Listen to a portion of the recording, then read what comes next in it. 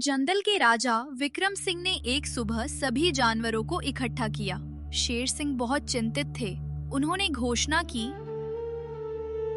मित्रों, हमारे पड़ोसी राज्य से रंगा नाम का भेड़िया अपने गिरोह के साथ हमारे जंगल में घुस आया है। वह न केवल शिकार करता है बल्कि जानवरों के घरों को भी तबाह कर देता है।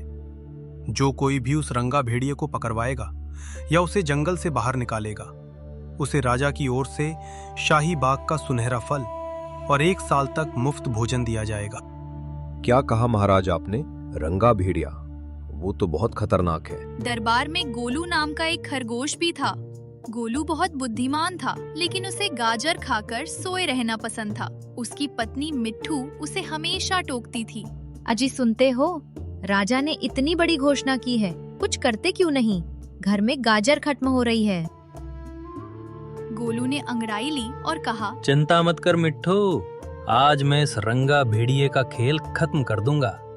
बस तुम मेरे लिए एक बड़ा थैला तैयार कर दे। गोलू जंगल के उस हिस्से में गया जहां रंगा भेड़िया अपने साथी के साथ छिपा था। गोलू ने दूर से देखा कि रंगा और उसका साथी एक गुफा के बाहर बैठकर अगले शिकार की योजना बना रहे थे। गोलू डरा नहीं, बल्कि वो रोने का नाटक करते हुए उनके पास पहुंच गया। रंगा भेड़िया दहाड़ा, कौन है रे तू, और यहाँ मरने के लिए क्यों आया है? हुजूर, मैं तो बर्बाद हो गया। राजा शेर सिंह ने मेरा सारा खजाना छीन लिया और मुझे जंगल से निकाल दिया। मैंने सुना है कि आप ही इस जंगल के असली डॉन हैं, इसलिए मैं आपके पास आया हूँ। रंगा को लालच आ गया। उसने पूछा, खजाना? कैसा खजाना?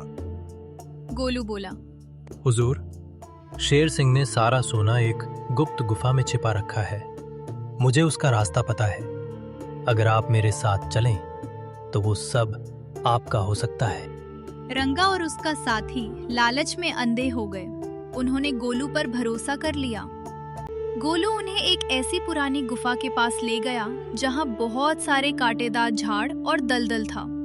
गोलू ने कहा, हुजूर, इस गुफा के अंदर जाने का एक ही रास्ता है। आपको अपनी आंखें बंद करके और एक दूसरे की पूंछ पकड़कर अंदर भागना होगा, वरना गुफा का जादू आपको पत्थर बना देगा। लालची भेड़िए मान गए। जैसे ही उन्होंने आंखें बंद करके दौड़ लगाई, गोलू किनारे हट गया। रंगा और उसका साथी सीधे उनके बिछाए जाल में फंस गए। वे जितना बाहर निकलने की कोशिश करते, उतना ही धंसते जाते।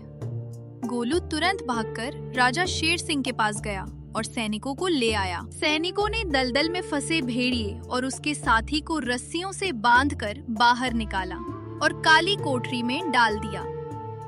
राजा शेर सिंह ने गोलू की बुद्धिमानी की बहुत तारीफ की। उन्होंने उसे वादे के अनुसार सुनहरा फल दिया और पूरे सम्मान के साथ विदा किया। जब गोलू घर पहुंचा तो उसकी पत्नी मिट्ठू उसे देखकर हैरान रह गई। गोलू ने शान से कहा, देखा मिट्टू, दिमाग हो तो आलस भी काम आता है। अब हमें साल भर भोजन की चिंता करने की जरूरत नहीं।